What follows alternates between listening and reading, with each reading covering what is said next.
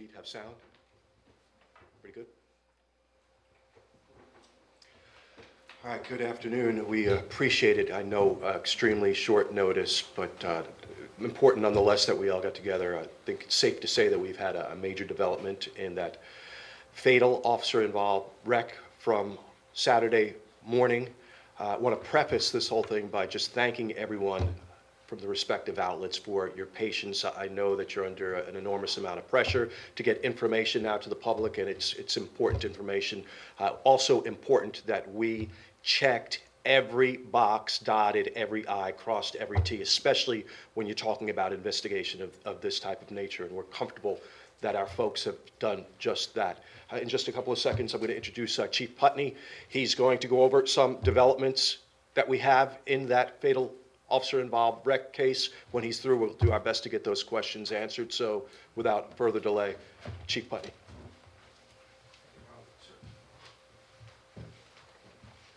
Good evening. As Rob said, I just want to highlight where we are, just give you an update. There has been a development that you're going to need to be made aware of. As you know, July 8th, this weekend, about 3:20 in the morning, Central Division Officer Philip Barker was traveling, was dispatched to a Party 1 call, an accident with injury. He turned on his blue lights and siren and headed towards the call. When he reached the south side of the intersection of Moorhead and Euclid Avenue, his vehicle collided with Mr. James Michael Short. The front of his patrol vehicle struck Mr. Short, killing him. Our detectives have determined that Mr. Short was crossing on foot at the intersection against a red light.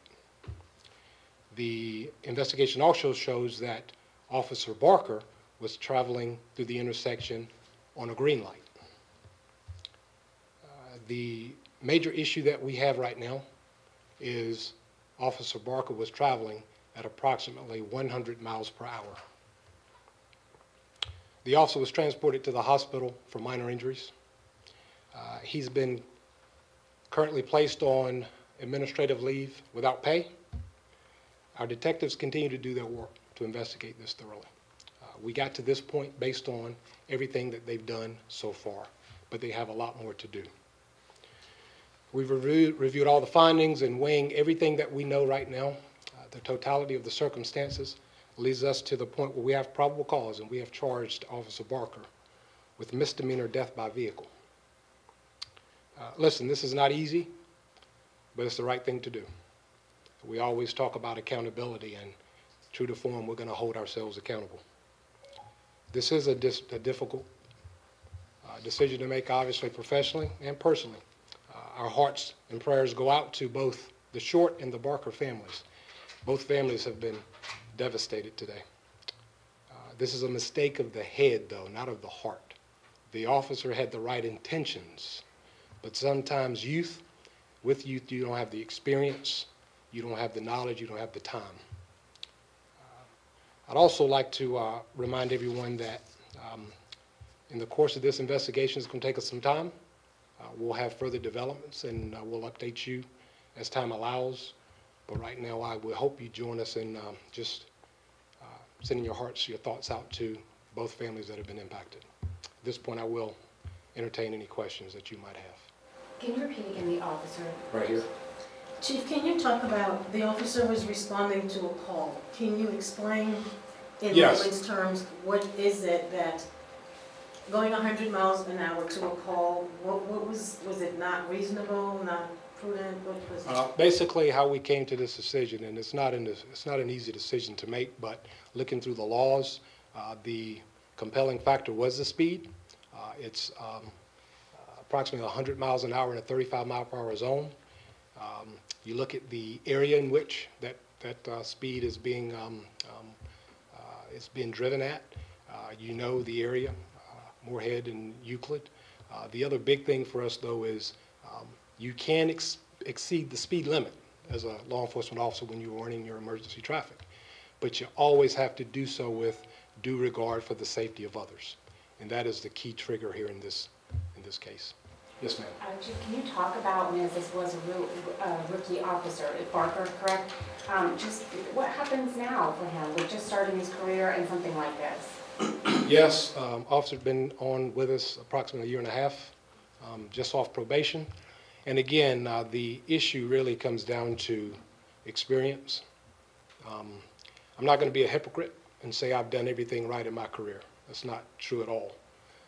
But when we make mistakes of the head based on lack of experience and just wanting to do the right thing and having an exuberance and a just over-energetic approach to doing it, sometimes you have tragic consequences, and that's what happened here.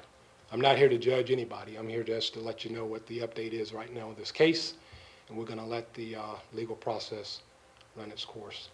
It's just a difficult situation because, but for His grace, anybody could make a mistake like this who's a young officer, and this is a pretty stiff penalty to have to pay for such a mistake.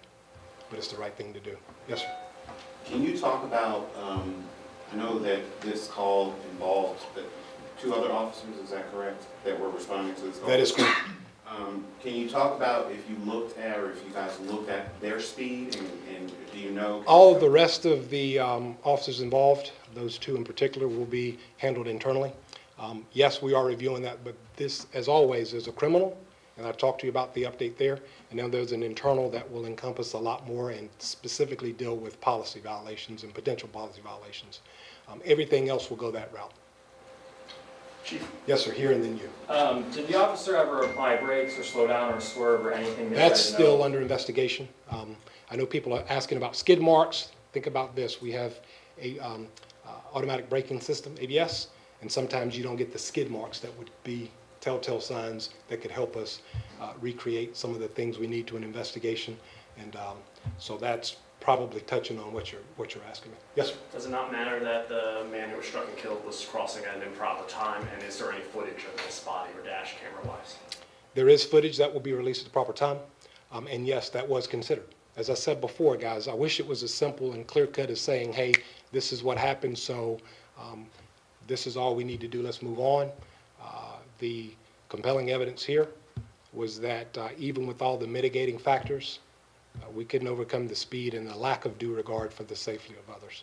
We got to continue to make our community safe, and sometimes these decisions create a situation where that's not quite the case.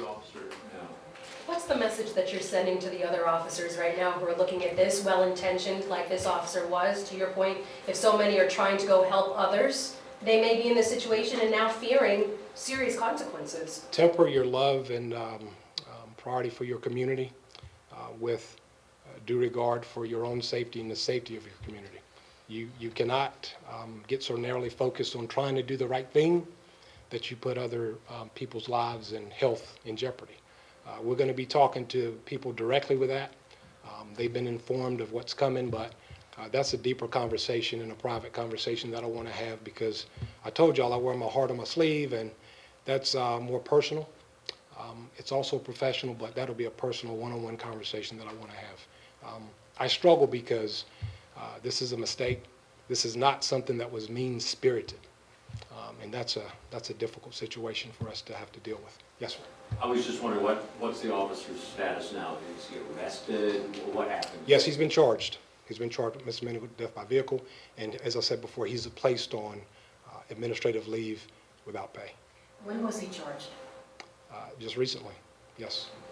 Chief, were you told, have investigators briefed you in terms of where the victim was going? I know he was in a crosswalk, crossing against the line, but do you know where he was going? I'm not going to try to guess.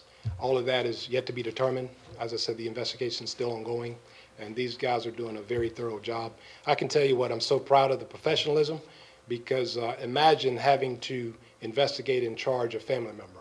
That's what our detectives are going through. So they're going to leave no stone unturned, and some of those factors are yet to be determined. A couple more, and then I think we've covered about everything that I know. Yes, ma'am. When you say he was just off his probation period, that's a normal phase of officers being brand new? Yes, ma'am. It's about 6 months of academy training, and then there's a year of probationary period where we teach you everything you learn at the academy, state standard to the way of doing business here in our community. And he just completed that phase within a month or so. Have you spoken with his family? Yes, I have. I've spoken to his family, yes, multiple times. I know you said the last one, but someone who faces something like this, will he be able to become a police officer again, since he was hurt? Listen, I told you, man, I can't speak to that. That's going to be determined in the process. What we've done is we established probable cause to believe a crime's been committed. The speed was without due regard, so we've charged appropriately. Now, here's the other thing. We're not the final determining factor about what charge they move forward with during the judicial process. The district attorney could decide that maybe he perceives this differently and levy a higher charge, even to the level of a felony. But we see, based on what we talked about earlier with all the mitigating factors, that we think we're appropriately charging and holding our people accountable for what we've seen so far in this investigation. All right? We appreciate you. Thank you. Just a couple of housekeeping things. Jessica Wallen or someone from Public Affairs Office will go ahead and get that to you in writing, all the specifics that the chief just outlined. There have been a number of questions concerning the original call for service at 810 East Stonewall. The officer was dispatched to an alleged car into a building. That wasn't the specific location. Subsequent to this investigation, we found out it was 1500 East Moorhead was the exact location of that wreck. I believe that's at the corner of Moorhead and South Kings. It was determined that it wasn't actually a car into a building. It was a driver who had fallen asleep and hit a guide wire there. No injuries to the driver, no car into a building, no one ejected or anything else like that, which was the original 911 call for service that came in. So just wanted to go ahead and clarify that. There was also a question on the status of the officer. Again, just to reiterate what the police chief said, unpaid administrative leave, and I believe he has since turned himself into the Mecklenburg County Sheriff's Office. So that's where we are with that. Any other developments that present themselves, we'll be sure to go ahead, pass them along to you either during a forum type of a press conference or in a media release. So again, we appreciate the turnout on last minute like this, but it was important that we got together. Okay, Jonathan. You mentioned the dash cam video. What will that process look like? There is no dash cam video. There is no DMVR video. There is body-worn camera video, and I would suspect once this case has been adjudicated that we, the department, will go ahead and petition the courts to have that released as is standard whenever we have a fatality involving an officer and a civilian in the community. Okay. So that's kind of the protocol there. All right? Appreciate it, guys.